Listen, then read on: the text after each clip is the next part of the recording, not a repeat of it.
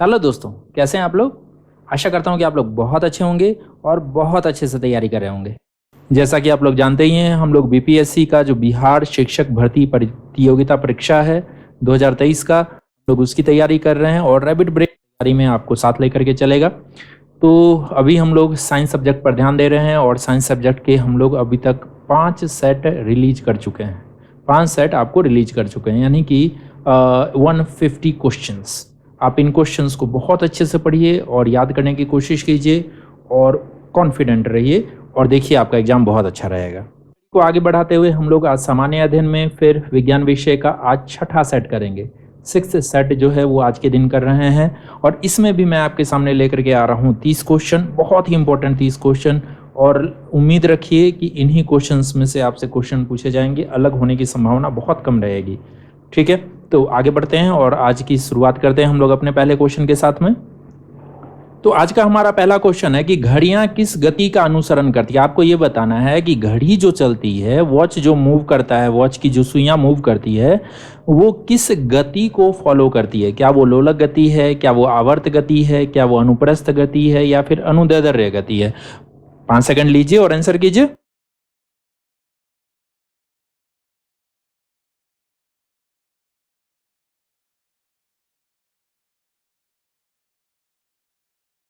उम्मीद है तुमने सही आंसर सोच लिया होगा। तो इसका सही आंसर क्या चीज होगा? लोलक गति बिल्कुल नहीं होगा, क्योंकि ऐसी कोई गति होती नहीं है। आवर्त गति, बिल्कुल आवर्त गति सही आंसर है इसका। अनुप्रस्थ गति कोई चीज नहीं होती, अनुदैर्ध्य गति कोई चीज नहीं होती है। आवर्त गति क्या है? देखो, पीरियोडिक, इसका नाम ही है पीरियोडिक मोशन। पीरियोडिक का मतलब है एक निश्चित अंतराल में रिपीट होने वाला मोशन, इसको हम लोग बोलते हैं क्या? Periodic motion. मान के चलो कि हम लोग एक लोलक ले लेते हैं, यानी कि पेंडुलम ले लेते हैं। तो पेंडुलम में तुम लोगों ने देखा होगा कि यदि ये बेस लाइन में मान के चलूँ, ये बेस लाइन मान के चलूँ, तो जितना दूर ये ऐसे गति करेगा उतना ही दूर ये इधर भी आएगा और फिर वापस यहाँ से चल करके क्या होगा, यहाँ पे जाएगा।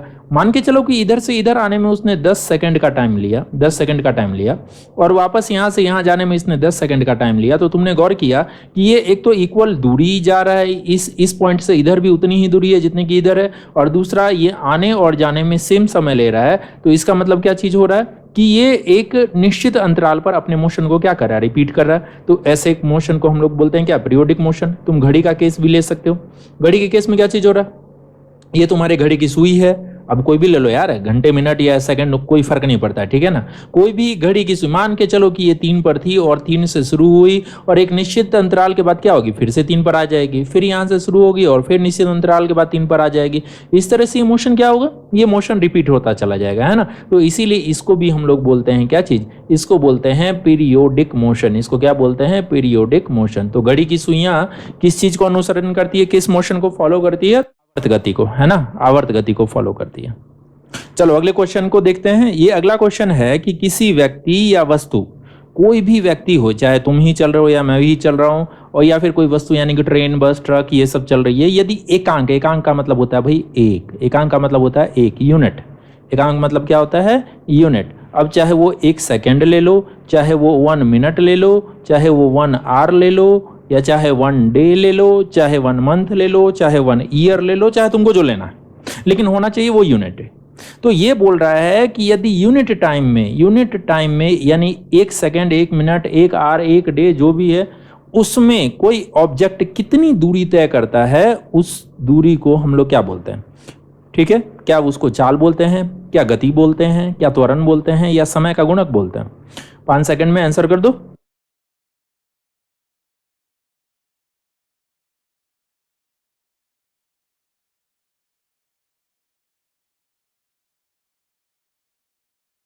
उम्मीद है तुमने सही आंसर सोचा होगा। तो इसका सही आंसर क्या चीज हो जाएगा? गति, सॉरी चाल। इसका सही आंसर क्या हो जाएगा? चाल। देखो, चाल का फॉर्मूला क्या होता है? चाल का फॉर्मूला होता है दूरी और बट्टा क्या? समय। यही होता है चाल का फॉर्मूला। अब जरा तुम सोच के देखो, मान के चलो तुम 10 किलोमीटर चले हो। कितना? 10 किलोमीटर। कितनी देर में? तो 2 आवर में, 2 घंटे में तुम 10 किलोमीटर चले हो। तो यदि काटोगे तो 2 1 जा 2 और 2 5 जा 10, यानी 1 आवर में तुम कितना घंटा चले, कितना किलोमीटर चले हो? 5 किलोमीटर। यही हुआ ना कि 1 आवर में कितना चलोगे? 5 किलोमीटर चलोगे। तो इसी को हम लोग बोलते हैं 5 kilometre per our. Per hour का मतलब होता है 1 आवर में 5 किलोमीटर कोई आदमी चलेगा। तो इसी चीज को क्या बोला जाएगा? चाल। इसी चीज को क्या बोलेंगे? चाल बोलेंगे। देखो, एक गति और चाल में बहुत ज्यादा का फर्क नहीं है, बस दिशा का फर्क है। यदि मैंने इसी में लगा दिया होता कि 2.5 kilometre per hour to station या टुवार्ड्स स्टेशन, ठीक है, टुवार्ड्स स्टेशन, तो क्या है, एक डायरेक्शन हो गया कि हाँ भाई मैं स्टेशन की तरफ जा रहा हूँ, या टुवार्ड्स ईस्ट, मैं भाई पूर्व की तरफ जा रहा हूँ, मैं मरने के लिए जा रहा हूँ, मैं कुएं में गिरने के लिए जा रहा हूँ, up to dot dot dot जो भी है ना। तो ये क्या चीज है? एक डायरेक्शन है ना। तो इस डायरेक्शन को यदि चाल के साथ में तुम लोग जोड़ देते हो तो ऐसे को हम लोग बोलते हैं वेलोसिटी। ऐसे को हम लोग बोलते हैं क्या?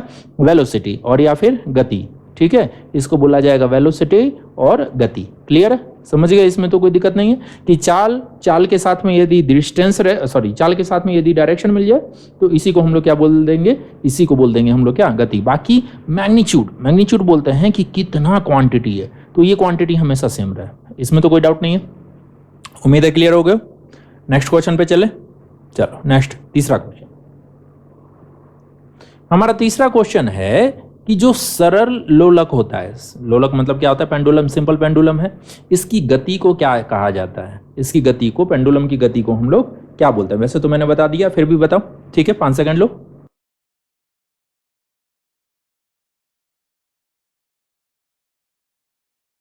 क्या सोचे?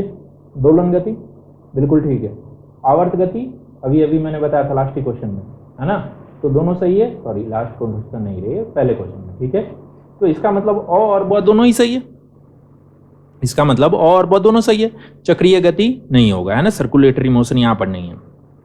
तो बात करते हैं दोलन गति क्या होता है? Oscillatory motion. एक पॉइंट ले लो और पॉइंट के इधर भी और इधर भी एक फिक्स दूरी तक मोशन, है ना। यानी कोई पार्टिकल यदि हिलता है तो इस हिलने वाले मोशन को हम लोग क्या बोलेंगे? Oscillatory motion. तो तुम्हारा जो पेंडुलम है, पेंडुलम घड़ी में जो पेंडुलम लटका होता है वो क्या है? यहाँ से यहाँ, यहाँ से यहाँ, यहाँ से यहाँ, यहाँ से यहाँ, यही ना मोशन होता है भाई, है पेंडुलम का। क्या? ऑसिलेटरी मोशन इसी को बोलते हैं। तो ये ऑसिलेटरी मोशन भी है और पीरियोडिक मोशन भी है, क्योंकि एक पीरियड के बाद क्या हो रहा है? ये मोशन रिपीट हो रहा है, हर टाइम इंटरवल के बाद ये मोशन रिपीट होते हैं। तो इसका सही आंसर क्या चीज हो जाएगा? 100, है ना। यानी दोलन गति भी है और ये आवर्त गति भी है। आते हैं चौथे क्वेश्चन पर। चौथा क्वेश्चन बोलता है कि मान लो कोई विद्युत परिपथ बंद है, इलेक्ट्रिकल सर्किट क्या है? क्लोज्ड है। तो इस क्लोज्ड के बारे में इनमें से नीचे जो दिए गए कथन है उनमें से क्या सही है? यदि क्लोज रहेगा तो क्या चाबी खुली रहेगी? चाबी को बोलते हैं की का मतलब यहां पर होता है स्विच से। क्या मतलब होता है? स्विच से, ठीक है। तो क्या चाबी खुली रहेगी या चाबी बंद होगी? बैटरी परिपथ में लगा नहीं होगा, और या फिर अ और स दोनों ही होगा। आंसर कर दो 5 सेकंड में।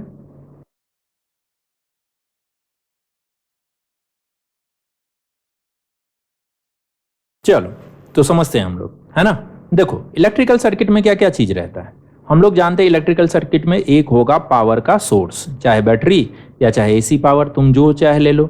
रेसिस्टेंस, यानी कि मान के चलो यहां पर हम लोग रेसिस्टेंस में ले लेते हैं क्या? बल्ब ले लेते हैं, यहां पर ले लेते हैं बल्ब। क्लियर है? और क्या चीज रहेगा?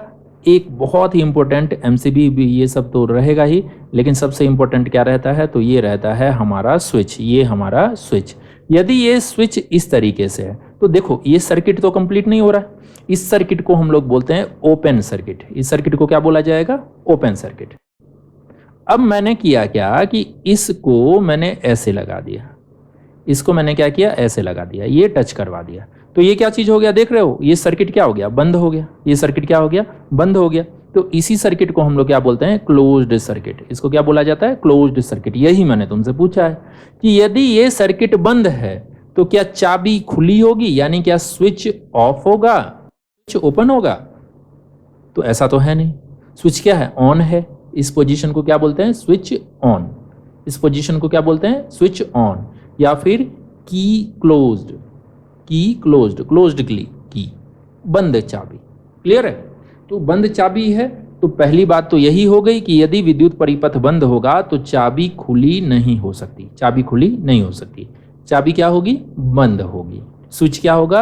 ऑन होगा, है ना। ऑन मतलब क्लोज्ड स्विच, ऑन मतलब क्लोज्ड स्विच। क्लियर है? और देखो, तो ये तो बी तो ऑप्शन करेक्ट है, बी ऑप्शन करेक्ट है, ए ऑप्शन करेक्ट नहीं है, ए नहीं है तो भाई ये तो करेक्ट है नहीं। अब बात करते हैं बैटरी परिपथ में नहीं लगा होगा। भाई जब बैटरी परिपथ में लगाओगे ही नहीं तो काहे का सर्किट है?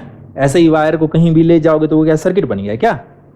सर्किट तभी बनेगा जब उसमें मेजर कंपोनेंट यानी कि कम से कम एक स्विच रहेगा, एक बैटरी यानी पावर सोर्स रहेगा और एक जो है वो रेसिस्टेंस यानी कि बल्ब टाइप का कोई चीज रहेगा, पंखा रहे, कूलर रहे, जेसी रहे, जो ले लो, है ना। जब तक नहीं रहता है ये सर्किट नहीं हो सकता है। तो इसका मतलब ये सी ऑप्शन नहीं है, इसका मतलब ऑ ऑप्शन नहीं है। तो जो सबसे करेक्ट ऑप्शन क्या चीज है? चाबी बंद होगी, यही सबसे करेक्ट ऑप्शन है। क्लियर है? आ जाओगे पांचवें क्वेश्चन पर। पांचवा क्वेश्चन बोलता है प्रदीप्त नलिकाओं। भाई हिंदी थोड़ी तो टफ है तुम्हारे लिए।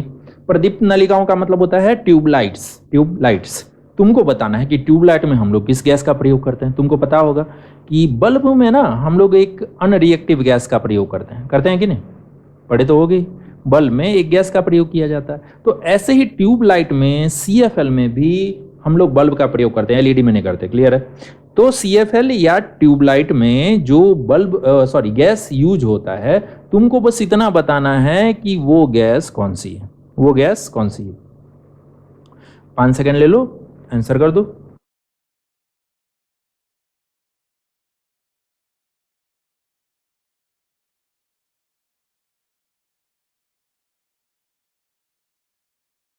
क्या सही सोचे हो? ऑक्सीजन बिल्कुल नहीं। ऑक्सीजन रखोगे गैस गर्म होगी, ब्लास्ट हो जाएगा ट्यूब। नाइट्रोजन, देखो नाइट्रोजन बल्ब में भरते हैं, नो डाउट नाइट्रोजन को हम लोग बल्ब में भरते हैं, लेकिन ट्यूबलाइट में CFL में नाइट्रोजन गैस नहीं भरा जाता है। ऑर्गन भी बल्ब में भरा जाता है, ध्यान रखना, ऑर्गन भी बल्ब में भरा जाता है, लेकिन सिंस अनरिएक्टिव गैस और कम मिलता है तो इसीलिए हम नाइट्रोजन का ज्यादा यूज करते हैं बजाय ऑर्गन के। तो ऑर्गन भी बल्ब में तो यूज होता है लेकिन CFL में यूज नहीं होता। करीब का वेपर जो है वो यूज होगा ट्यूबलाइट में। तो अब बात देखो, होता क्या है कि मान के चलो ये मेरा ट्यूब है ना, ट्यूब है। अब तुमने देखा होगा यहाँ पर मेटल का कैप लगा होगा, है ना। इस मेटल कैप में अंदर की तरफ ऐसे 2 पॉइंट गए हुए हैं, इस तरह से 2 पॉइंट है। इस साइड भी यही चीज होगा, इस साइड भी यही चीज होगा। अब क्या होगा, जैसे ही तुम पावर सप्लाई करते हो तो क्या हो जाता है कि यहां से इलेक्ट्रॉन निकल के, इलेक्ट्रॉन मतलब माइनस चार्ज, है ना, यहां से इलेक्ट्रॉन निकल के इस तरफ बहना शुरू हो जाता है, इस तरफ बहना शुरू हो जाता है। यानी बहुत सारे इलेक्ट्रॉन निकल के और सामने की तरफ जाने लगेंगे, पॉजिटिव टर्मिनल की तरफ जाने लगेंगे। अच्छा, अब तो तुमने इलेक्ट्रिसिटी के बारे में पढ़ा है कि फ्लो ऑफ इलेक्ट्रॉन क्या होता है। फ्लो ऑफ इलेक्ट्रॉन क्या बोलते हैं? इलेक्ट्रिसिटी बोलते हैं, यही बोलते हैं ना, है। फ्लो ऑफ इलेक्ट्रॉन को क्या बोला जाता है?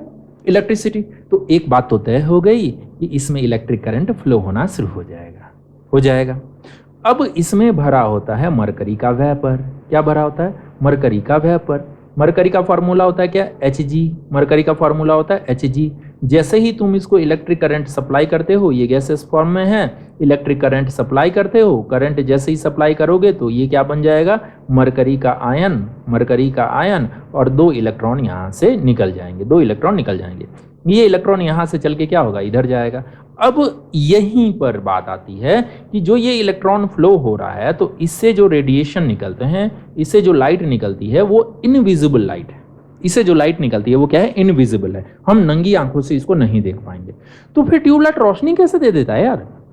तो ऐसा है कि तुमने गौर किया होगा कि ट्यूबलाइट या CFL के अंदर एक पाउडर का लेप किया जाता है ना, दीवालों पर पाउडर का लेप किया जाता है। देखे हो कि नहीं रे? ना देखे तो कभी देख लियो, ठीक है। इस पाउडर को हम लोग बोलते हैं फ्लोरोसेंट पाउडर, चमकने वाला, है ना, फ्लोरोसेंट पाउडर। तो जैसे ही वो इनविजिबल लाइट इस पाउडर से टकराती है, वो लाइट जो हो जाती है क्या है? विजिबल बन जाती है ना, दिखाई देने लगती है। यही वजह है कि ट्यूबलाइट से हमको रोशनी मिलती है, अदरवाइज कोई मतलब नहीं है। वो यदि पाउडर ना रहे ना, वो ट्यूबलाइट में लाइट भी निकलेगा, सब चीज निकलेगा, लेकिन तुम उसको देख नहीं पाओगे, वो इनविजिबल होगा।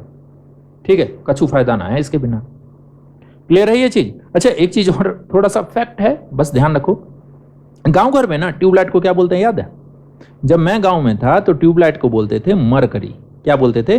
मरकरी। और मरकरी का मतलब क्या चीज होता है? पारा। अब वो लोग क्यों मरकरी बोलते थे ये मुझे नहीं पता है, लेकिन जब अब तुम समझ ही गए होगे कि मरकरी का मतलब ही है कि इसमें मरकरी का क्या भरा हुआ है? वेपर भरा हुआ है। क्लियर है? इतना तो समझ गए होगे। हाँ, उन लोगों को पता होना होगा, उनके लोगों को, लेकिन नाम तो जबरदस्त है, नाम से ही पता चल जाता है अमरकरी है। अगला क्वेश्चन है, छठा क्वेश्चन, विद्युत फ्यूज। फ्यूज तो जानते ही हम लोग यूज करते हैं सर्किट में, है ना? फ्यूज जानते हो कि नहीं?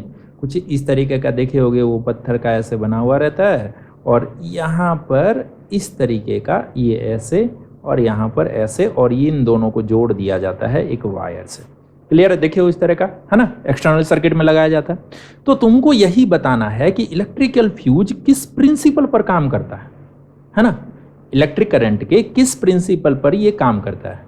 क्या वो चुंबकीय प्रभाव पर काम करता है, ऊष्मीय प्रभाव पर, या फिर प्रकाशीय प्रभाव पर, या इनका कोई प्रभाव होता ही नहीं है?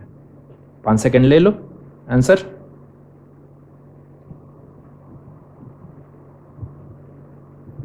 चलो, तो इसका सही आंसर क्या चीज होगा? क्या विद्युत का चुंबकीय प्रभाव? भाई फ्यूज में चुंबक क्या काम आएगा, तो इसका मतलब ये हो नहीं सकता।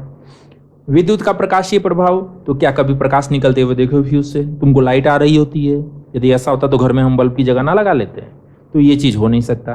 तो अब ये नहीं हो सकता, तो एक ऑप्शन हमारे पास है विद्युत का ऊष्मीय प्रभाव। विद्युत का ऊष्मीय प्रभाव देखो होता क्या है, जब इलेक्ट्रिक करंट फ्लो होता है ना, हीटर देखे हो रे, हीटर में क्या होता है, जैसे ही वायर में तुम इलेक्ट्रिक करंट फ्लो करते हो तो हीटर का वायर क्या होता है, गर्म होने लगता है और बहुत ज़्यादा तेज गर्मी देता है।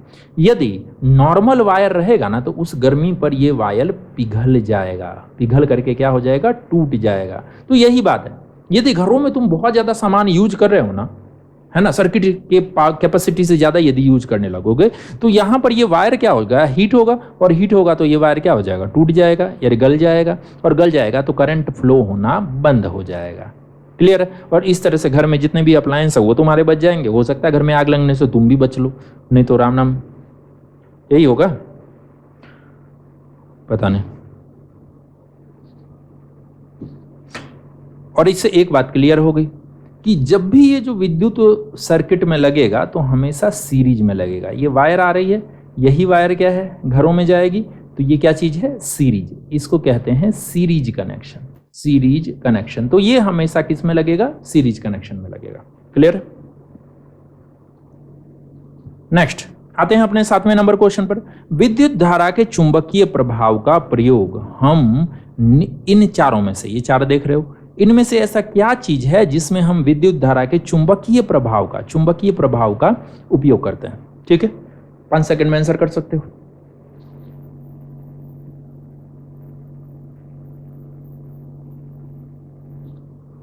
क्या सोचा? क्या घड़ी? अरे बिल्कुल नहीं, चुंबक की नीड नहीं है।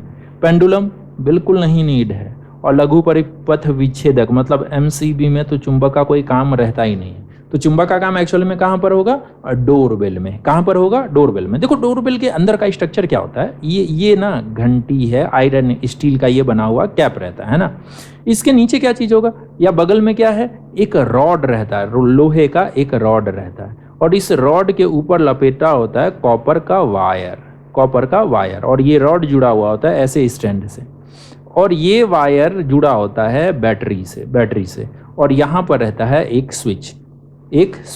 जब हम लोग उंगली से स्विच को प्रेस करेंगे तो ये आगे की तरफ बढ़ेगा, तो बैटरी का कनेक्शन क्या होगा, इससे हो जाएगा। इसमें करंट फ्लो होगा, कॉपर वायर में करंट फ्लो होगा, तो ये मैग्नेट, ये जो रॉड देख रहे हो, ये रॉड ये बन जाएगा इलेक्ट्रोमैग्नेट। ये क्या चीज बन जाएगा, इलेक्ट्रोमैग्नेट। और जैसे ये मैग्नेट बनेगा तो ये सामने क्या चीज है, आयरन है, इससे जा करके ये खींचेगा तो इससे क्या होगा, टकराएगा, और ये बार बार होगा, मतलब बार बार करंट फ्लो होगा, फिर ये होगा, फिर करंट बंद हो जाएगा, फिर करंट फ्लो होगा, फिर टकराएगा, फिर करंट बंद हो जाएगा, फिर करंट फ्लो होगा, फिर टकराएगा, और ये बार बार होता रहेगा। तो ये डोरबेल में यही प्रिंसिपल का यूज किया जाता है। जब तुम स्विच दबाओगे ये काम करेगा। अरे प्रिंसिपल के रूम में वो देखो ना रे, घंटी है, मैकेनिकल होता है इलेक्ट्रिकल नहीं होता, ठीक है, वो क्या होता है, मैकेनिकल। उसमें कोई इलेक्ट्रिसिटी का काम नहीं है, कभी कभी हो भी सकता है, लेकिन इन जनरल केस में वो छोटा सा रहता है, मैकेनिकल रहता है ना। नेक्स्ट है अपना 8वां क्वेश्चन। 8वां क्वेश्चन बोल रहा है कि प्रकाश जो है एक चमकदार सतह पर गिरी और गिर करके भाई वापस टकरा करके आ गई। तुमको ये बताना है कि इस प्रक्रिया को क्या बोलते हैं, कि प्रकाश जो है वो प्रकाश किसी सरफेस पर गिरा और सरफेस से टकरा करके वापस आ गया, इस प्रोसेस को क्या बोला जाएगा? क्या वो परावर्तन है या अपवर्तन है या विवर्तन है या प्रकीर्णन है? आंसर किया जा सकता है 5 सेकंड में।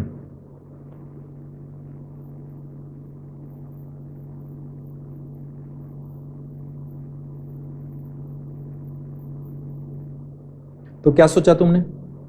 तो इसका जो सही आंसर हो जाएगा वो क्या हो जाएगा? परावर्तन, रिफ्लेक्शन, है ना, रिफ्लेक्शन, यानी टकराया और वापस आ गया, इस चीज को क्या बोलते हैं? परावर्तन बोलते हैं। ये कैसे भी हो सकता है, मान के चलो उबड़ खाबड़ सरफेस है तो भी टकरा करके वापस आने को हम लोग क्या बोलते हैं? बाउंसिंग बैक, है ना, इसको हम लोग बोलते हैं क्या? परावर्तन बोलते हैं। अपवर्तन, अपवर्तन मतलब होता है टेढ़ा हो जाना, पाथ से भटक जाना, ठीक है। और विवर्तन मतलब क्या चीज होता है? डिफ्रैक्शन, ये डबल सरफेस, ये सब बाद में पढ़ लेंगे, है ना। स्कैटरिंग जानते ही हो, किसी पार्टिकल से टकरा करके बिखर जाना। तो इसका सही आंसर क्या चीज हो जाएगा? परावर्तन हो जाएगा, है ना। हमारा 9वां क्वेश्चन है कि समतल दर्पण से बने प्रतिबिंब की विशेषता होती है। देखो 4 ऑप्शन दिया हुआ है, तुमको बताना है कि समतल दर्पण से जो प्रतिबिंब बनेगा, जो इमेज बनेगा, उसमें क्या खासियत रहेगी, ठीक है। 5 सेकंड देने की जरूरत है, छोड़ो, देखो मैं बता देता हूँ। दर्पण से वस्तु की दूरी के बराबर दूरी पर बनता है इमेज। देखो ये हो गया मिरर। मिरर, तुमने कभी गौर किया होगा कि जब तुम मिरर से 1 मीटर की दूरी पर खड़े होते हो तो तुम्हारा इमेज भी मिरर में क्या है? 1 मीटर की दूरी पर बनता है।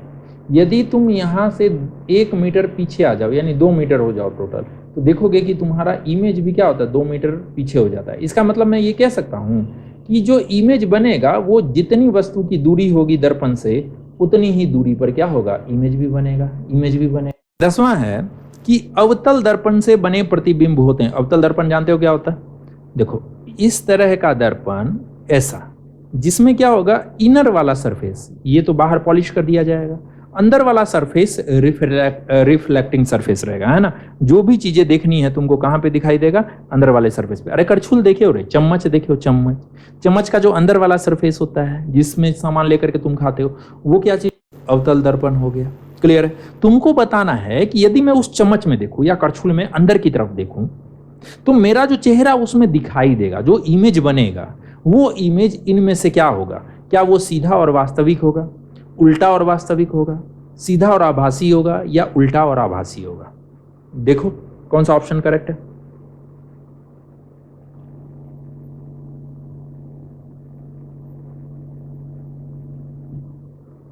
तो कौन सा ऑप्शन करेक्ट है? जो भी तुम आंसर किए उससे पहले मैं बता देता हूं, यदि कोई प्रतिबिंब, कोई इमेज वास्तविक है, वास्तविक है, तो वो कभी भी सीधा नहीं हो सकता, वो कभी भी सीधा नहीं हो सकता। और यदि कोई अवास्तविक है, यानी कि वर्चुअल है, ठीक है, आभासी है, यदि कोई प्रतिबिंब, कोई इमेज, कोई फोटो आभासी है, तो वो कभी भी उल्टा नहीं होगा, वो कभी भी उल्टा नहीं होगा। क्लियर है? तो हम लोग पहले में चलें। पहला बोल रहा है कि सीधा और वास्तविक है, वास्तविक और सीधा है, तो ये तो संभव नहीं है, फिट ही नहीं बैठेगा, तो हटा दो, पहला ऑप्शन करेक्ट है ही नहीं। चलो बी पर आ जाओ, उल्टा और वास्तविक है, ये तो संभव है, ये संभव है। चलो अभी रखते हैं इसको। सीधा और आभासी है, सीधा और आभासी, आभासी सीधा हो सकते हैं, बिल्कुल हो सकते हैं, ये भी रखते हैं। उल्टा और आभासी है, ये संभव नहीं है क्योंकि इसको फिट नहीं बैठता, तो इन दोनों में से ही कोई एक है, इन दोनों में से ही कोई एक है। चलो तो हम बात करें कि ये जो अवतल दर्पण है, ध्यान रखना, देखो अवतल लेंस मैं नहीं बोल रहा हूं, क्या बोल रहा हूं? अवतल दर्पण, अवतल दर्पण, इससे बने हुए प्रतिबिंब ज्यादातर केस में, एक केस को छोड़ के मैक्सिमम केस में वो क्या रहेंगे? उल्टे ही रहेंगे। यदि वो उल्टा है तो तय मानो कि वो वास्तविक होगा ही होगा, इसको पर्दे पर हासिल किया जा सकता है। क्लियर है? तो अवतल दर्पण में जो इमेज बनता है वो हमेशा देखना, यदि तुम्हारा मुंह ऊपर है तो उस दर्पण में, अवतल दर्पण में तुम्हारा मुंह क्या है? नीचे की तरफ दिखाई देगा। क्लियर है? नीचे की तरफ दिखाई देगा, और वो प्रतिबिंब हमेशा क्या रहेगा? वास्तविक रहेगा। ठीक है?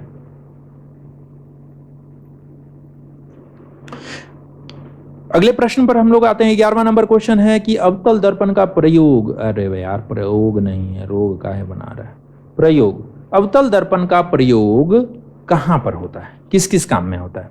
क्या दंत चिकित्सक अपने काम में लेंगे, है ना, दंत चिकित्सक यानी कि डेंटिस्ट काम में लेंगे, और या टॉर्च का जो सबसे आगे वाला पोर्शन है रिफ्लेक्टिंग सरफेस, वो बनाने में यूज होगा, या टीवी या कंप्यूटर का स्क्रीन बनाने में यूज होगा, और या फिर अ और स तो ठीक है, ये ब वाला करेक्ट नहीं है। कौन सा सही होगा देख लो।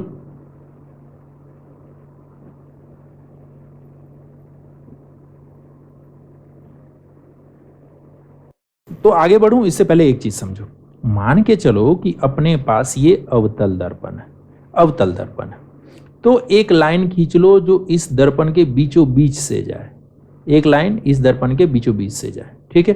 अच्छा देखो, अवतल दर्पण जो है, छोड़ो, अब क्या होगा, यहां पर एक पॉइंट होता है जिसको बोलते हैं फोकस, और इससे ठीक इक्वल डिस्टेंस पर एक पॉइंट होता है जिसको बोलते हैं फोकस का डबल, यानी सी, वक्रता केंद्र।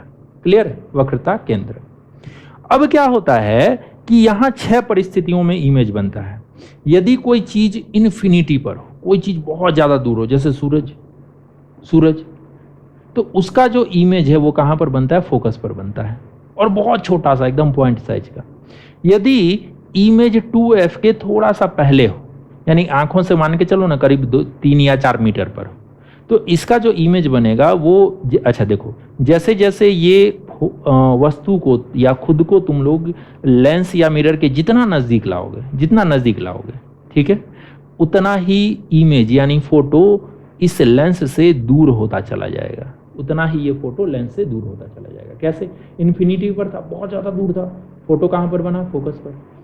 इसको वस्तु को क्या किए, या तुम खुद चल करके थोड़ा नजदीक आ गए, तो इमेज कहां पर बना, यहां, इन दोनों के बीच में। यदि तुमने क्या किया, खुद अपने आप को इस पॉइंट पर रख लिया, तो इमेज कहां बनेगा, इसी पॉइंट पर बनेगा, बराबर बनेगा। यदि तुमने इस ऑब्जेक्ट को, वस्तु को क्या किया, इन दोनों के बीच में रख दिया, तो इमेज जो होगा वो क्या होगा, पीछे बनेगा। यदि तुमने वस्तु को यहां रख दिया, तो जरा गौर करो, जब इन्फिनिटी पर था तो फोकस पर बन रहा था, जब वस्तु इन्फिनिटी पर था तो इमेज फोकस पर बन रहा था, जब वस्तु फोकस पर होगा तो इमेज कहां पर बनेगा, इन्फिनिटी पर। और जब वस्तु इन दोनों के बीच में रहेगा, फोकस और लेंस के बीच में, यानी बहुत नजदीक, तो इसका जो प्रतिबिंब है ना, वो मिरर के ठीक पीछे बनेगा, बड़ा सा बनेगा। जैसे समतल दर्पण में होता है ना, समतल दर्पण में क्या हम लोग पढ़े कि भाई मैं अपना मुंडी देख रहा हूं, आईने में क्या है, अपना मुंडी देख रहा हूं, सीधा मैं देख रहा हूं, तो यहां भी सीधा दिखेगा, लेकिन इसका जो प्रतिबिंब होगा वो क्या होगा, बहुत बड़ा दिखाई देगा, बहुत बड़ा, वस्तु से बहुत बड़ा दिखाई देगा। क्लियर है। तो इसका यूज कहां होगा, इसका यूज होगा डेंटिस्ट में। डेंटिस्ट क्या करेगा, तुम्हारे दांतों को यहां पर रखेगा, इस पॉइंट पर, फोकस और मिरर के बीच में। तो जो दांतों का इमेज बनेगा वो क्या होगा, बड़ा, तुम्हारा दांत क्या है, बड़ा दिखाई देगा। तो डेंटिस्ट देख लेगा भाई तुम कितना कचरा खाते हो और दांतों में कितने कीड़े हैं तुम्हारे। क्लियर है, मेरे नहीं है, ठीक है, तुम्हारे ही होंगे।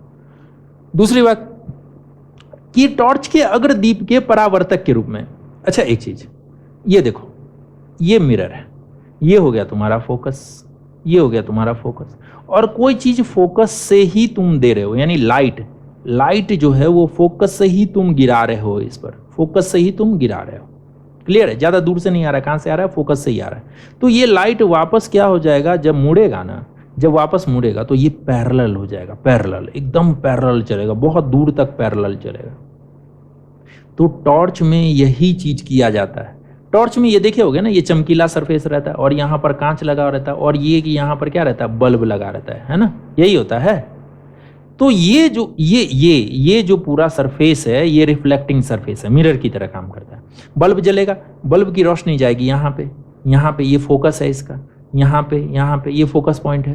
तो जब यहाँ से टकराएगा तो बल्ब का जो रोशनी निकलेगा वो यहाँ से क्या हो जाएगा, पैरेलल हो जाएगा, यहाँ से क्या हो जाएगा, समानांतर हो जाएगा। कैसा हो जाएगा, समानांतर। तो देखे होगे टॉर्च बहुत लंबी दूरी तक क्या है, समानांतर ही जाता है, और फिर धीरे धीरे इसकी रोशनी क्या है, बिखरनी शुरू होती है। यही होता है ना, धीरे धीरे इसकी रोशनी क्या होती है, बिखरनी शुरू होती है। क्लियर। तो इसका मतलब कि हम यहाँ पर ये यूज करते हैं, परावर्तक के रूप में यूज करते हैं, है ना।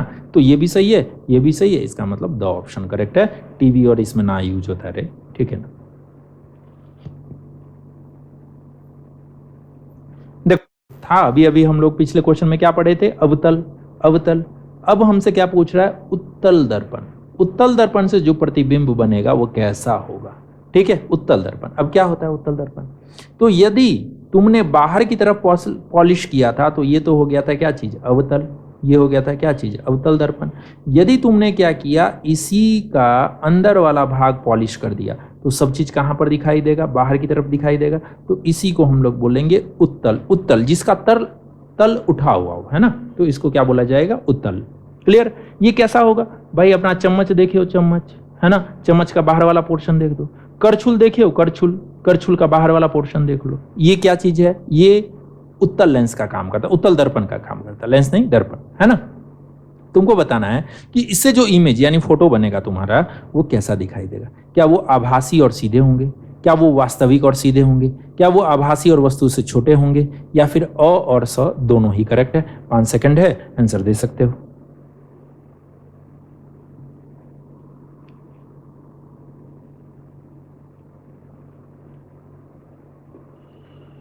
उम्मीद है सोच लिए होगे आंसर। ठीक है, तो आंसर क्या चीज हो जाएगा, आभासी और सीधे तो हो सकते हैं, वास्तविक सीधे नहीं हो सकते, तो बहुत तो करेक्ट ऑप्शन है नहीं। क्लियर है, तो इसको हटा दो। अब बात करते हैं कि आभासी सीधे हैं और आभासी और वस्तु से छोटे हैं, तो ये दोनों ही ऑप्शन करेक्ट है। इसका मतलब द वाला करेक्ट होगा। तो इससे जो भी प्रतिबिंब बनेगा ना, मान के चलो तुम 2 मीटर के हो, तुम्हारा हाइट कितना है, 2 मीटर, अमिताभ बच्चन के पिताजी हो, ठीक है, फिर भी जो तुम्हारा यहाँ पे इमेज बनेगा, जो फोटो इस पर बनेगा, वो फोटो बहुत छोटा सा होगा, बहुत छोटा सा ये फोटो होगा। क्लियर है, तो ये फोटो जो रहता है आभासी है, जो तुम्हारा एक्चुअल साइज है उस साइज से छोटा रहेगा। और तीसरी बात कि ये हमेशा क्या होगा, सीधा दिखाई देगा, हमेशा क्या होगा, सीधा दिखाई देगा। क्लियर है। नेक्स्ट क्वेश्चन नंबर 13 बोल रहा है कि वाहनों में पार्श्व दर्पण यानी पीछे देखने वाला, अरे भाई बाइक देखे हो रे, या साइकिल या बाइक या स्कूटी जो भी हो, तो देखे होगे यहाँ पे 2 मिरर दिया होता है ना। लोगों को लगता है कि ये अपना मुंडी देखने के लिए, गौर की हो कि नहीं, एकदम ऐसे सेट करेगा मिरर को भी, मेरा मुंह दिखना चाहिए। कुछ मुंह देखने के लिए नहीं होता है, ये पीछे देखने के लिए होता है कि तुम्हारे पीछे कौन सी गाड़ी आ रही हो, और देख करके तुम दाएं या बाएं मुड़ो। ये कमबख्त लोग जो है ना, वो ऐसा लगता है कि माँ के पेट से ये लोग सीख करके आया है बाइक चलाना, आता धाता का छूना है, देखता है नहीं। और सबसे ज़्यादा एक्सीडेंट इसी वजह से होते हैं कि कोई भी आदमी जो दाएं और बाएं मुड़ता है या रोड क्रॉस करता है, वो कभी भी इस मिरर का यूज नहीं करता है।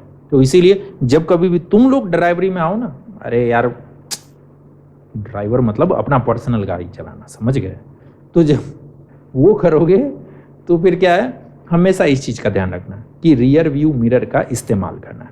तो तुमको बताना है कि ये मिरर बना किस दर्पण का होता है, किस तरह का दर्पण होता है। क्या वो उत्तल दर्पण होता है, क्या वो अवतल दर्पण होता है, क्या वो समतल दर्पण होता है, या फिर उत्तल लेंस का होता है। तो उत्तल लेंस तो होता ही नहीं है भाई, है ना। लेंस में क्या होता है, लाइट आर पार चला जाता है।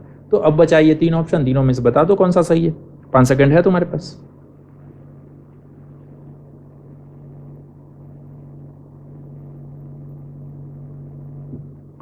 सोच लिए क्या आंसर होगा, उत्तल दर्पण। इसका आंसर क्या चीज होगा, उत्तल दर्पण। देखो अभी अभी मैंने बताया था तुमको, उत्तल दर्पण ऐसे होता है ना, अंदर वाला सरफेस क्या होता है, पॉलिश होता है। पहली बात तो ये है कि प्रतिबिंब इमेज जो है सीधा बनता है, यानी पीछे क्या आ रहा है, पीछे जो भी चीज आ रही है उसका सीधा सीधा इमेज तुम्हारे लेंस पर बनेगा, मिरर पर बनेगा।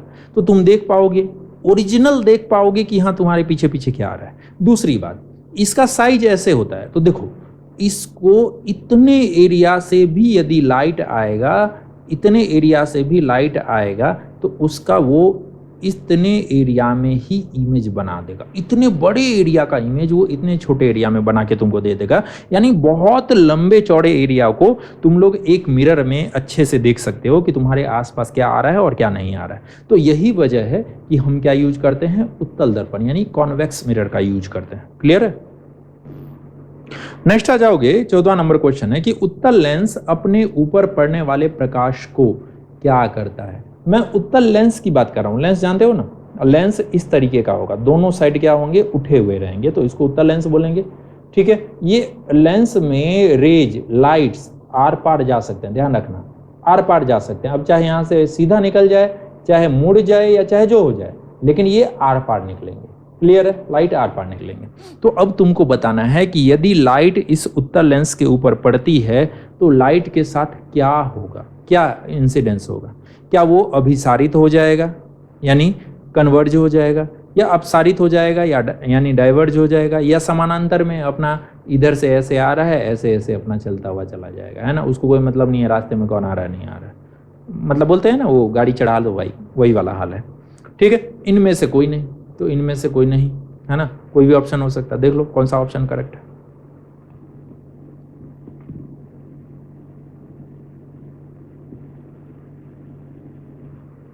क्या लगता है? तो इसका करेक्ट ऑप्शन क्या हो जाएगा?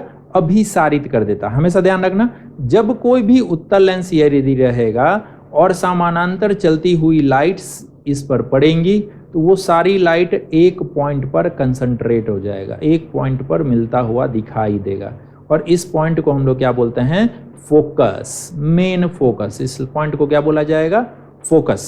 ठीक है, क्लियर है? 15वां नंबर क्वेश्चन है कि जंगल तो तुम देखते ही हो, है ना? जंगल में क्या होती हैं? पेड़ होते हैं। जंगल में क्या होता है? पेड़ होते हैं। पेड़ बहुत सारे टाइप के होते हैं, इनमें बहुत सारे वृक्ष जो होते हैं वो ऊंचे भी होते हैं, और वृक्ष बहुत सारे जो है वृक्ष झाड़ियां ये छोटी छोटी भी होती है। तो जब जंगल में तुम लोग गौर करोगे ना तो देखोगे कि जो बड़ी बड़े पेड़ हैं, बड़े बड़े जो पेड़ हैं, वो ऐसा लगता है जैसे इन छोटे पेड़ों के लिए छत का काम करते हैं, छोटे पेड़ों के लिए रूफ का काम करते हैं। तो तुमको बताना है कि इस तरह के जो ये तुमको रूफ दिखाई दे रहे हैं, इस रूफ को हम लोग क्या बोलते हैं? क्या उसको छतरी बोलते हैं? क्या उसको कोनिक बोलते हैं? क्या छत्तेदार बोलते हैं? या फिर वितान बोलते हैं? 5 सेकंड है, आंसर करो।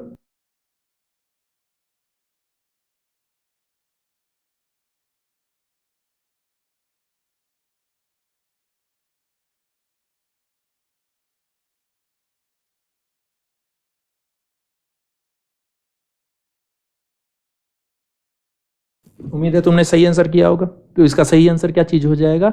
वितान। इसका सही आंसर क्या चीज हो जाएगा? कैनोपी या फिर वितान। क्लियर है? इस चीज को, ये जो छत तुमको दिखाई दे रहा है, इस छत नुमा आकृति को हम लोग क्या बोलेंगे? कैनोपी। अरे कैनोपी देखो ना रे, बहुत सारे इंस्टीट्यूशन वाले क्या करते हैं, इस तरह से कहीं भी रास्ते में लगा लेते हैं और यहाँ पे अपना पर्ची उर्ची रखेंगे। तुम यहाँ से जा रहे होगे, भाई साहब लीजिए पर्ची लीजिए, यही होता है ना? हाँ, तो इसी टेंट को हम लोग बोलते हैं क्या चीज? कैनोपी। क्लियर है? अगला क्वेश्चन है, क्वेश्चन नंबर 16 है। ये बोल रहा है कि पादप और जंतु है, शरीर मर गया और इस शरीर को बदल देगा कोई ना कोई, इसको क्या कर देगा? ह्यूमस में बदल देगा। माइक्रो ऑर्गेनिज्म क्या करेंगे? इसको ब्रेक डाउन करके, बोलते हैं ना मिट्टी में मिल जाना, हाँ, तो वो ह्यूमस है ना, तो ह्यूमस में परिवर्तित कर देता। अब तुमको बताना है कि उस सूक्ष्म जीव को बोलते क्या हैं जो इनको तोड़ करके, ब्रेक डाउन करके, है ना, ह्यूमस बना देता है। किसको? जंतुओं के मृत शरीर को ह्यूमस बना देता है। क्लियर? क्या वो शाकाहारी बोलेंगे उसको, या मांसाहारी, सर्वाहारी, या अपघटक बोलेंगे? आंसर कर सकते हो।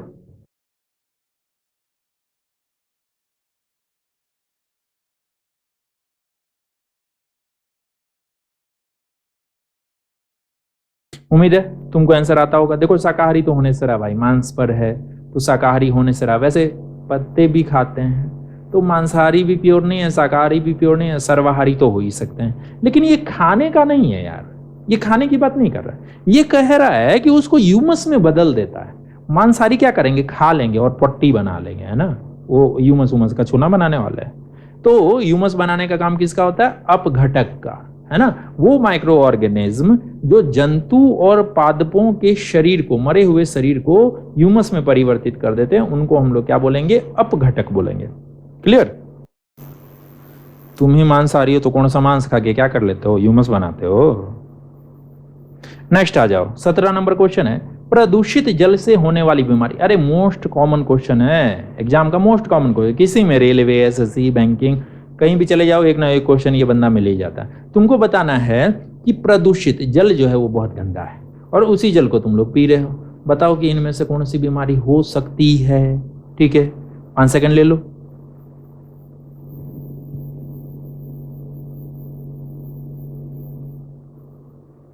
सोचा, कुछ समझ में आया?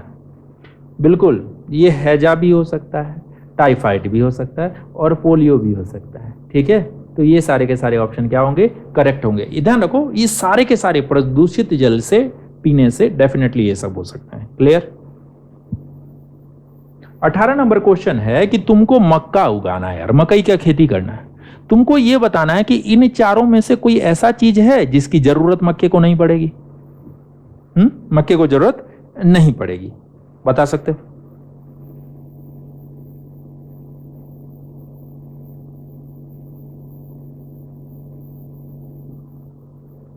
क्या कुछ समझ में आया? देखो एक ही चीज याद रखो, मक्का जो है ना, मक्का, वो मक्का फसल है खरीफ का। मक्का किस चीज का फसल है? खरीफ की फसल है। खरीफ कब होता है? मई जून में बोया जाता है, मई जून में बोया जाता है और सितंबर अक्टूबर में काट लिया जाता है, अक्टूबर तक में काट लिया जाता है। और इस समय में तुमको पता ही है होती है बरसात। क्या होती है? बरसात। यानी एक तो तय है कि इसको वर्षा चाहिए, दूसरा सिंस ये महीना गर्मी का होता है तो गर्मी भी अच्छी खासी रहेगी, यानी उच्च तापमान चाहिए। और जब पानी उच्च तापमान में रहेगा तो एक चीज बहुत ज्यादा बनेगा, वो होगा मॉइस्चर, यानी कि आर्द्रता, यानी कि आर्द्रता, नमी, मॉइस्चर, ये बनेगा ही बनेगा। तो ये तीनों चाहिए, तो एक ही चीज नहीं चाहिए। वो कौन सा चीज नहीं चाहिए? निम्न तापमान, है ना। कम तापमान की इसको जरूरत नहीं, भर के तापमान दो जितना देना है। क्लियर? 19 नंबर देखो, 19 नंबर बोल रहा है कि तुमको अदरक की खेती करनी है, अदरक को उगाना है। तुमको बताना है कि आखिर वो अदरक पैदा किससे होगा। क्या वो बीज से पैदा होगा, या तना से पैदा होगा, या जड़ से पैदा होगा, या पत्ती से पैदा होगा? देने की जरूरत है 5 सेकंड, देख लो, ले लो, आंसर कर दो।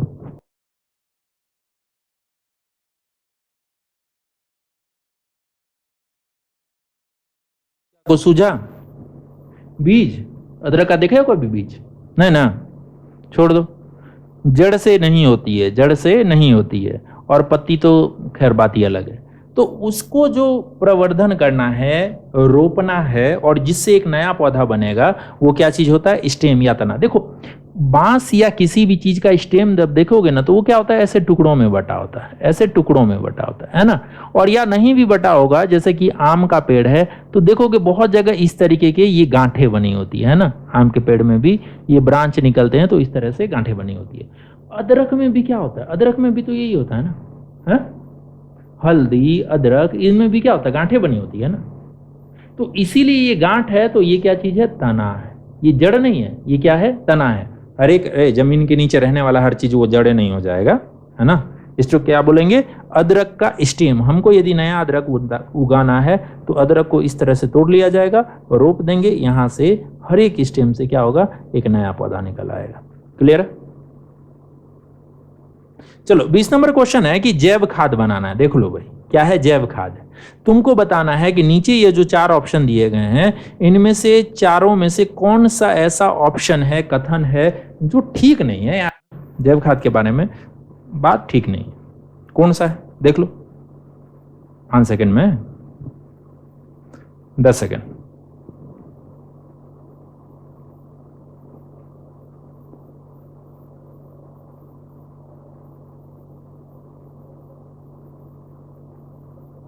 क्या कुछ मालूम पड़ा? क्या होगा? देखो ये मृदा की जल धारिता क्षमता को बढ़ा देता है। मतलब देखो क्या होता है, मैन्योर जानते हो ना, जैव खाद को हम लोग क्या बोलते हैं? मैन्योर बोलते हैं। जैव खाद को क्या बोला जाता है? मैन्योर बोला जाता है। और मैन्योर के बारे में एक चीज तो फैक्ट जानते हो कि ये हमेशा जनरली मैन्योर या गोबर और ये सब क्या होता है? गीले होते हैं। देखे होगे कि ज्यादातर कचरे जो होते हैं वो क्या होते हैं? गीले होते हैं। इसका मतलब पानी वो कचरे बहुत अच्छे से एब्जॉर्व कर सकते हैं।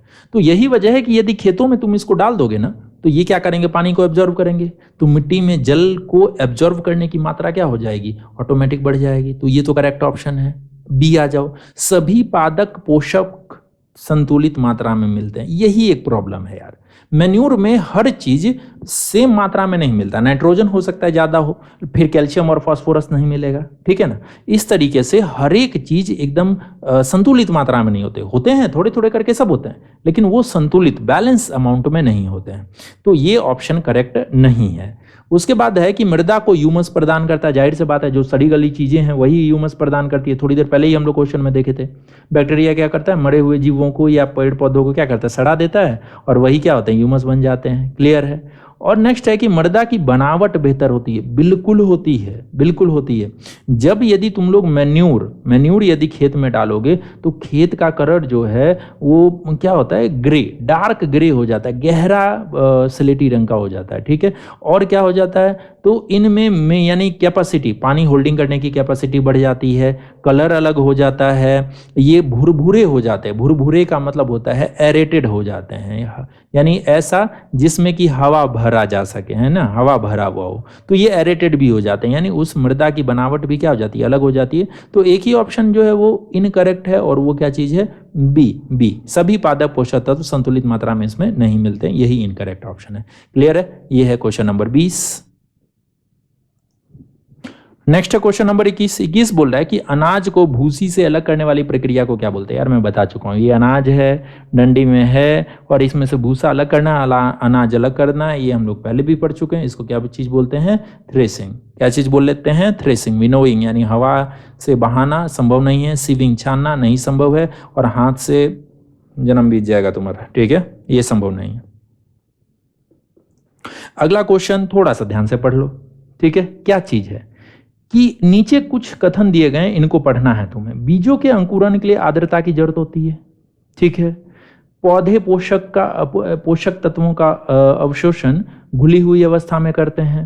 सिंचाई करने से फसलों में पाला नहीं लगता, या फिर उष्ण वायु प्रवाह यानी कि क्या बोलते हैं, लू से बचे रहते हैं।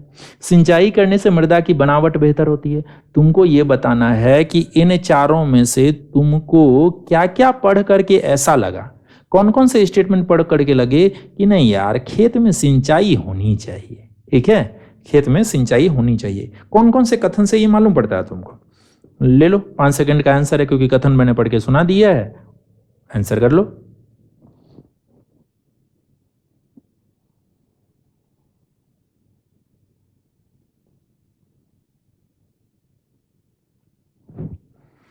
क्लियर है, चलो एक एक करके देखते हैं। पहला ये बोल रहा है कि अंकुरन के लिए आर्द्रता की आवश्यकता होती है। अरे बिल्कुल होती है। चना दाल देखे हो रहे हैं, चने को यदि चने को पानी में डाल दोगे तभी ना उसमें से अंकुरन निकलता है, कि सूखे चने में अंकुरन निकल जाता है। तुम लोगों ने अच्छा चलो ये चना रखा हुआ है, 2-3 दिन बाद अंकुरन तो निकल ही जाएगा, होता है क्या ऐसा किसी भी बीज में? उसको क्या करना पड़ता है, पानी में डालना पड़ता है, फुलाना पड़ता है ना। तो एक तो तय है कि आर्द्रता की जरूरत होती है। करेक्ट ऑप्शन है। पौधे पोषकों का अवशोषण अधिकांशतः घुली अवस्था में करते। देखो पेड़ जो है, पेड़ इसमें होती है जड़ें। अब जड़ों में यदि तुम क्या चाहते हो, बिना घुला हुआ नमक डाल दोगे तो क्या ये पेड़ उन नमक को ऊपर ले जाएगा? किसी जन्म में नहीं ले जाएगा। जब तक पानी नहीं डालेंगे और ये पोषक तत्व पानी में घुलेंगे नहीं, तब तक ये ऊपर जा ही नहीं सकता, क्योंकि रूट क्या करेगा, जड़ क्या करेगा, पानी को एब्जॉर्व करेगा। जड़ क्या करेगा, पानी को एब्जॉर्व करेगा, और पानी के साथ ये पोषक तत्व क्या होंगे, ऊपर चले जाएंगे। तो दूसरा ऑप्शन भी क्या है, करेक्ट है। दूसरा ऑप्शन भी क्या है, करेक्ट है। तीसरा है सिंचाई करने से फसलें पाला और उष्ण वायु प्रवाह यानी लू से बचे रहते हैं। देखो भाई कितना भी सिंचाई कर लो, कछु ना है वो, समझ गए। यदि लू चलती है फसल जाएगा, पाला पड़ा फसल जाएगा, सिंचाई कुछ नहीं कर सकता है ना, मुंडी बैठे देख सकता है। चलो नेक्स्ट, सिंचाई करने से मृदा की बनावट बेहतर होती है? नहीं, इसमें ह्यूमस मिलाने से मृदा की वो बनावट बेहतर होती है। क्लियर है। तो नीचे वाले दोनों ऑप्शन क्या है, इनकरेक्ट है। ऊपर वाले दोनों ऑप्शन करेक्ट है, कि हाँ भाई इन दोनों से दिखता है कि सिंचाई का कोई फायदा है। यानी जो सही ऑप्शन हो जाएगा वो क्या चीज हो जाएगा, ओ, है ना, पहला और तीसरा करेक्ट ऑप्शन है। यही 22 नंबर क्वेश्चन इंग्लिश में भी है ना। इसको स्क्रीनशॉट लेकर के भी तुम लोग देख सकते हो, बाकी पीडीएफ मैं डाल दूंगा टेलीग्राम चैनल पे। अगला क्वेश्चन है कि देखो तुमने खेत में खरपतवार देखे, है ना, उस खरपतवार को तुमको निकालना है। अरे घास फूस फुकट के बिना काम की घास फूस, है ना, उसको तुमको निकालना है। इन चारों में से का यूज करोगे, देख लो अच्छे से, बताओ हमको।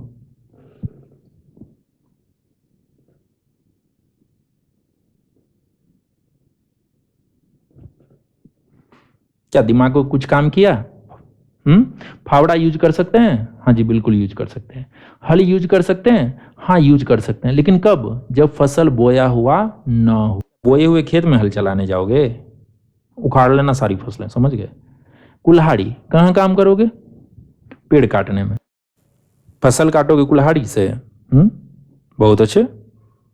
कल्टीवेटर जानते हो क्या होता है? ये जो देखे होगे कि वो ट्रैक्टर में पीछे ना ये बहुत सारे ऐसे दांत निकले हुए रहते हैं, देखे हो, और फिर इसका यूज करते हैं हल जोतने के लिए। तो डेफिनेटली ये भी यूज हो सकता है लेकिन खाली खेत में। लेकिन जब क्वेश्चन पढ़ोगे ना तो क्वेश्चन का हमेशा से मीनिंग रहता है कि तुम्हारे खेत में फसल उगी हुई है और उसमें कुछ हुआ है, तो हम लोग ज्यादातर केस में क्या यूज करेंगे, फावड़ा यूज करेंगे। ध्यान रखना, कई बार इस क्वेश्चन में फावड़ा की जगह यूज होता है खुरपी। क्या यूज होता है, इंग्लिश में भी इसको हम लोग बोलते हैं खुरपी। तो हम लोग विड्स हटाने के लिए खुरपी का भी यूज करते हैं, घास फूस हटाने के लिए खुरपी का भी यूज करते हैं। क्लियर है। अगला क्वेश्चन है कि उर्वरकों के संबंध में देखो, जब कभी भी उर्वरक आता है तो हमेशा ध्यान रखना, इस उर्वरक का मतलब होता है केमिकल फर्टिलाइजर। केमिकल फर्टिलाइजर, तुमको बताना है कि केमिकल फर्टिलाइजर के बारे में नीचे में से कौन सी बात सही नहीं है। कौन सी बात सही नहीं है ना।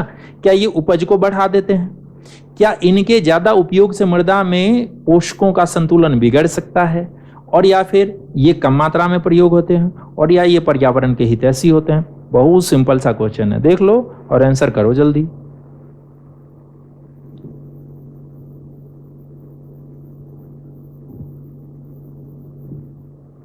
उम्मीद है इसमें पता चल गया होगा, है ना। तो क्या है, ये उपज को बढ़ा देते हैं, जाहिर सी बात है यार, खाद का उपयोग ही इसीलिए करते हैं कि उपज बढ़ाई जाए। क्लियर है। चलो दूसरी बात, इनके अत्यधिक प्रयोग करने से यह बात सच है कि मृदा में जो पोषक तत्व है, यदि मान के चलो कौन सा खाद यूज कर रहे हो ये डिपेंड करता है। यूरिया करोगे नाइट्रोजन की मात्रा बढ़ जाएगी, है ना। यूरिया का फॉर्मूला में ही यूरिया क्या चीज मेन किस चीज के लिए होता है, नाइट्रोजन के लिए होता है, तो उसकी मात्रा बढ़ जाएगी। क्लियर है, बाकी तत्व कम हो जाएंगे तो असंतुलित हो सकती है ना, संतुलन बिगड़ सकता है। आमतौर पर ये कम ही मात्रा में यूज किए जाते। क्या भर भर के डालते हो, जितना गोबर डालते हो उतना खाद डालते हो रे, हैं। एक या दो ट्रैक्टर गोबर डाल देते हो, का खाद भी उतना ही डालते हो, नहीं ना। चलो, तो ये तीनों तो करेक्ट ऑप्शन है। तो ऑप्शन जो मुझे गलत लग रहा है, मतलब जो उसके बारे में गलत लग रहा है वो ये क्या है, पर्यावरण के हितैषी बिल्कुल नहीं हो सकते ये सब। ये क्या होते हैं, पानी में घुल जाएंगे, खेतों में खाद डाले हो, बारिश होगा पानी में घुलेंगे, पानी के साथ में ये क्या होंगे, अंडरग्राउंड वाटर में चले जाएंगे। यही पानी तुम क्या होगा, नलका और कुएं के जरिए क्या करोगे, ये पानी निकालोगे, हैंडपंप के जरिए क्या है ये पानी निकालोगे, और इस पानी में क्या होगा, खाद पहले से मिला होगा। और सोचो कि तुम्हारे हेल्थ पर क्या फर्क पड़ेगा, मेरे भी हेल्थ पे क्या फर्क पड़ेगा। अब ठीक है, हाँ अकेले तुम मत झेलो, हम भी झेल लेता हूँ। चलो, तो ये है कि ये एनवायरमेंट फ्रेंडली नहीं हो सकते। क्लियर। तो इसका सही ऑप्शन क्या हो जाएगा, डी। आ जाओ अगले क्वेश्चन में। 25वां नंबर क्वेश्चन बोलता है कि भाई तुम मिट्टी को ढीला कर रहे हो और उसको उलट पलट कर रहे हो, तो इस प्रक्रिया को क्या कहेंगे, बता सकते हो। बताओ, अब ये भी पूछना पड़ रहा है लेकिन जरूरी है, शहर में वाले जो रहेंगे वो का ही इसके बारे में जानेंगे, है ना। ठीक है, क्वेश्चन देना भी चाहिए।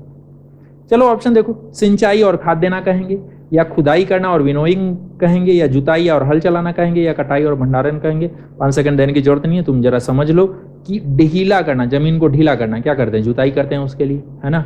और उलट पलट करना यानी हल चलाते हैं। गौर क्यों ना रे, हैं। हल यदि तुम लोग चलाओगे, मान के चलो यदि हम लोग हल चलाते हैं, तो ये हल जैसे जैसे आगे बढ़ता है नीचे की मिट्टी ऊपर आती जाती है, यही होता जाता है, ऐसे ही ना। हाँ, मिट्टी क्या हो जाती है, उलट पलट हो जाती है। तो इसका जो सही ऑप्शन हो जाएगा वो क्या चीज हो जाएगा, 100 ऑप्शन हो जाएगा। वैसे भी तुम देख सकते हो, सिंचाई तो यहाँ कर नहीं रहे, पानी तो डाल नहीं रहे, खाद डालना है नहीं। क्लियर है। खुदाई पहले में चलो ढीला करने में खुदाई कर सकते हैं, लेकिन विनोइंग में हवा का उपयोग किया जाता है कचरे को अलग करने के लिए, तो ये तो उलट पुलट वाला काम होगा नहीं इससे। और कटाई और भंडारण, भाई फसल पहले उगा तो लो फिर कटाई और भंडारण कर लियो। तो ऑप्शन क्या चीज करेक्ट हो जाएगा, जुताई और हल चलाना, है ना। अगला क्वेश्चन है अपना कि हमारे देश में मॉनसून का पीरियड कौन सा होता है। थोड़ी देर पहले ही कुछ क्वेश्चन में मैंने एक क्वेश्चन में बताया था, मॉनसून का पीरियड क्या चीज होता है। इन जनरल केस में हमारे यहाँ मॉनसून शुरू होती है जून में और चलती है कब तक, सितंबर तक। जून से किस कब तक, सितंबर तक। तो इसका करेक्ट ऑप्शन क्या चीज हो जाएगा, इसका करेक्ट ऑप्शन हो जाएगा बी, जून से सितंबर। अरे अप्रैल से दिसंबर तो यार संभव नहीं है, ठीक है, दिसंबर तक बारिश वारिश नहीं होती है। नवंबर से मार्च ठंडा होता है, ठीक है। जनवरी से मई वो भी ठंडे का मौसम होता है, छोड़ दो, है ना। 27वां नंबर क्वेश्चन है कि सिंचाई का वह तरीका जिसमें जल को पौधों के समीप, पौधे जहां उगे हुए हैं ना, मान के चलो ये पौधे उगे हुए हैं, तो इन पौधों के एकदम समीप में, नजदीक में पानी बूंद बूंद करके डाला जाता है, बूंद बूंद करके डाला जाता है। तो इस कृषि मेथड को क्या बोलते हैं। ठीक है, 5 सेकंड ले लो और आंसर करो। इंपॉर्टेंट क्वेश्चन है, बहुत अच्छा क्वेश्चन है।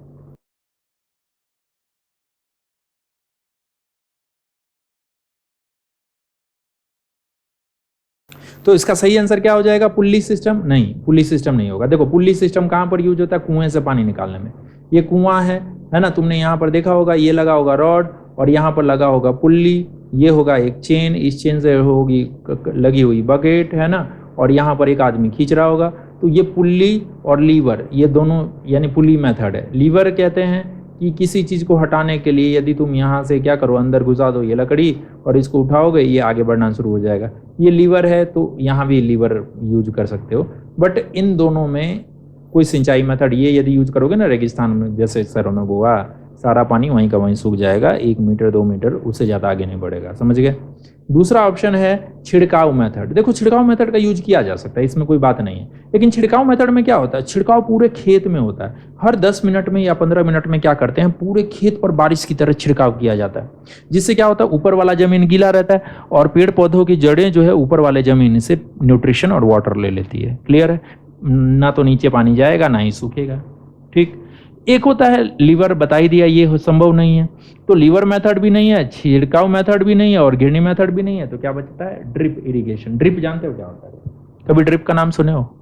आदमी को देखे होगे बीमार पड़ता है तो उसको पानी चढ़ाया जाता है ना, और यहाँ पर एक छोटा सा वो रहता है, कंट्रोलर रहता है।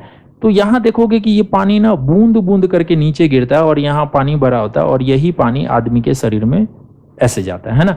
तो यहाँ बूंद बूंद करके गिरता है, इसीलिए इसको हम लोग बोलते हैं ड्रिप देना, ड्रिप चढ़ाना, है ना, यही कहते हैं ना। तो यहाँ भी पानी क्या होता है, बूंद बूंद करके जड़ों में दिया जाता है। देखो क्या होता है, एक पाइप लगा होता है ना, ये रहा पाइप, और यहाँ पर क्या है, नीचे पौधे उगे होते हैं और हर एक पौधों के ऊपर क्या होता है, ऐसे छेद होता है। यहाँ पे एक छोटा सा छेद होता है जिसमें से बूंद बूंद करके यहाँ पानी गिरता रहता है। तो वो पानी नीचे जाएगा नहीं, जमीन में जाएगा नहीं, तो सूखेगा कहाँ से? क्लियर है? एकदम पौधे को जितना पानी चाहिए उतना पानी मिल जाएगा। तो इस मेथड को हम लोग क्या बोलेंगे? Drip method. Drip method. Clear है? 28 नंबर क्वेश्चन है कि कौन सा जीव केवल परपोषी कोशिका के अंदर ही जनन करता है? परपोषी का मतलब होता है जैसे ह्यूमन बॉडी है ना। बीमारी वाले मतलब वायरस या जो भी है, बैक्टीरिया या जो भी है, वो क्या करेगा, ह्यूमन शरीर में अटैक करेगा और फिर यहाँ पर क्या करता है, अपना पॉपुलेशन एकदम ग्रोथ करता है और फिर हमको क्या कर देता है, बीमार कर देता है। यही होता है ना। तो अब तुमको बताना है कि ये जो नीचे 4 ऑप्शन दिए गए इनमें से ऐसा कौन सा है जो जब तक बॉडी में घुसेगा नहीं तब तक प्रजनन करेगा नहीं, अपने बच्चे पैदा करेगा नहीं, नंबर बढ़ाएगा नहीं। ऑप्शन है 4, समय है 5 सेकेंड, आंसर कर सकते हो। तो क्या पता चला? जीवाणु हो सकते हैं? जी बिल्कुल नहीं हो सकते। बैक्टीरिया हमारे ही शरीर में नहीं, वो बाहर रह करके भी अपना पानी में या और भी कहीं रह करके अपना नंबर बढ़ा सकता है। ठीक है। अमीबा पानी में ही रहते हैं और वहीं पे नंबर बढ़ाते हैं। फफूंद जहां पर रहते हैं वहीं पे नंबर बढ़ाते हैं। जैसे गौर किए होगे तुम लोग, गोबर छत्ता जानते हो ना, मशरूम, है ना। ये मशरूम क्या है, क्या उसको तुम्हारे शरीर की जरूरत है? वो जहां पर है वहीं पे नंबर बढ़ा लेगा। लेकिन एक चीज ऐसा है जो जब तक बॉडी में घुसेगा नहीं तब तक ये अपना नंबर नहीं बढ़ा सकता। देखो जब ये बॉडी में नहीं रहता है ना, तो ऐसे रॉड टाइप स्ट्रक्चर रहता है, हवा में ऐसे ही कहीं पर गिरा हुआ है, हेक्सागोनल स्ट्रक्चर रहता है, ऐसे लंबा हेक्सागोनल। ठीक है, ये इस तरह से, और इसमें एक धागा जैसा स्ट्रक्चर रहता है जिसको हम लोग बोलते हैं RNA, राइबोज न्यूक्लिक एसिड। ठीक है, राइबो न्यूक्लिक एसिड। तो ये धागा रहता है। अब जब तक ये शरीर के बाहर है ना, हवा में है, नेचर में है, तो ये निर्जीव रहता है, नॉन लिविंग की तरह रहता है। लेकिन जैसे ही बॉडी के अंदर घुसेगा अपना नंबर बढ़ाना शुरू करेगा और वैसे ही ये क्या हो जाएगा, सजीव हो जाएगा। इसका जो ये RNA देख रहे हो, ये RNA जिसके बारे में मैंने अभी बताया कि ये धागा होता है, ये क्या करेगा, इंसान के शरीर के DNA को कब्जे में कर लेगा और उससे अपना काम करवाना शुरू करेगा, इंसान की सारी एनर्जी का यूज करेगा खुद को बड़ा करने में। ठीक है, तो ध्यान रखना कि एक जो वायरस है, ये वायरस बाहर रहेगा तो ये क्या रहेगा, निर्जीव, और जैसे ही बॉडी में जाएगा तो ये क्या चीज हो जाएगा, सजीव। तो ये वायरस सजीव और निर्जीव के बीच की कड़ी है, ना तो ये निर्जीव है पूरी तरह से, ना पूरी तरह से क्या है, सजीव है, ये दोनों के बीच वाला है। ठीक है, तो ये ऑप्शन हमारा क्या हो जाएगा, वायरस। अगला क्वेश्चन है 29 नंबर की कौन सा रोग विषाणु की वजह से होते हैं? 4 ऑप्शन है। देखो ये बात ध्यान रखना, इस तरह के क्वेश्चन बहुत कॉमन क्वेश्चन होते हैं, है ना। हो सकता है कि कौन कौन से रोज बैक्टीरिया से हो रहे हो, कौन कौन से वायरस की वजह से हो रहे हो, कौन कौन से प्रोटोजोआ की वजह से हो रहे हो, ये तुम्हें याद रखना चाहिए। क्लियर है। वायु प्रदूषण से कौन सा होता है, जल प्रदूषण से क्या होता है, ध्वनि प्रदूषण से क्या होता है, ये चीजें मालूम होनी चाहिए। तो तुमको बताना है कि इनमें से कौन सा ऐसा है जो विषाणुओं की वजह से होता है, जो वायरस की वजह से होता है। तो बहुत सिंपल सा क्वेश्चन है, फिर भी 5 सेकंड ले लो, आंसर करो।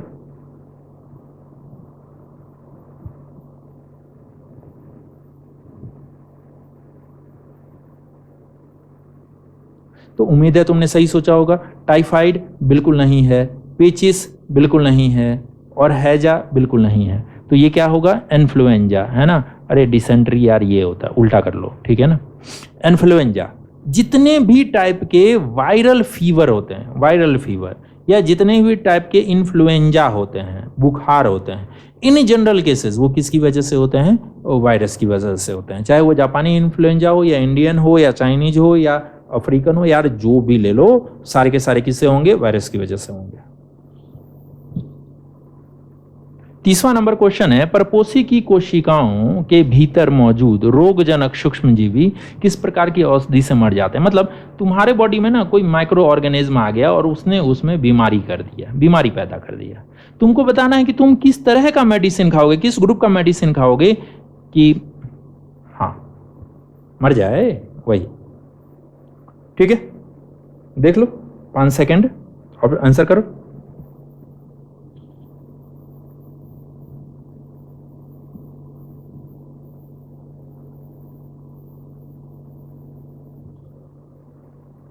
तो क्या होगा इसका आंसर, दर्दनाशक औषधियां। ये हाँ दर्दनाशक है, नाश करने वाला है ना। पेन किलर्स, दर्दनाशक औषधियां। पहली बार मैं पढ़ रहा था दर्द देने वाला, छोड़ो। ओके, प्रतिरक्षी औषधियां यानी एंटीबायोटिक्स खाओगे, या प्रतिजीवी खाओगे यानी कि एंटीबॉडीज खाओगे, या तुम वैक्सीन लोगे। ठीक है, तो इसका सही ऑप्शन क्या हो जाएगा, हम एंटीबायोटिक्स खाएंगे। एंटीबायोटिक्स से ही इनको क्या किया जा सकता है, मारा जा सकता है। दर्द निवारक कितना भी दर्द निवारण कर लो रे, उनको कोई फर्क ना पड़ने वाला है। ठीक है, प्रतिजीवी से कोई काम ना होने वाला है। वैक्सीन तब यूज में होता है जब हमको प्रिवेंटिव मेजर लेना हो, यानी तुम वैक्सीन दिला लोगे तो जिस चीज का वैक्सीन दिलाए वो होगा नहीं, लेकिन एक बार हो गया है वैक्सीन का छू काम ना करेगा। ठीक है, तो करेक्ट ऑप्शन क्या हो जाएगा, प्रतिरक्षी औषधियां या एंटीबायोटिक्स। ठीक है, तो आज का क्लास एंड करने से पहले तुम लोगों से कहना चाहूंगा कि इस चैनल को बिल्कुल सब्सक्राइब कर लो, ताकि आगे आने वाले ऐसे बहुत सारे वीडियो रहेंगे। वो जब तक तुम्हारा एग्जाम चल रहा है तब तक हम वीडियो एटलीस्ट इस सब्जेक्ट पर लाते रहेंगे। उसके बाद तो फिर अलग वो रहेगा, क्लासेस रहेंगे, उस हिसाब से लाया जाएगा। तो तुम्हारे पास नोटिफिकेशन पहुंच जाए, तुमको मालूम पड़ जाए हाँ वीडियो आ गया, तो सब्सक्राइब तो कर ही लो, शेयर कर लो अपने दोस्तों में, वो लोग भी खुश हो जाएं, हम भी खुश हो जाएं। और यार वीडियो यदि ठीक लगे तो लाइक जरूर कर देना। ठीक है, तब तक के लिए हैव अ गुड डे। यदि पीडीएफ, हाँ किसी को यदि पीडीएफ की जरूरत है तो पीडीएफ तुम टेलीग्राम चैनल से ले सकते हो, है ना। पीडीएफ को क्या करना, टेलीग्राम चैनल से ले लेना, और टेलीग्राम का मैं लिंक दे दूंगा, लिंक डिस्क्रिप्शन में दे दूंगा। ठीक है।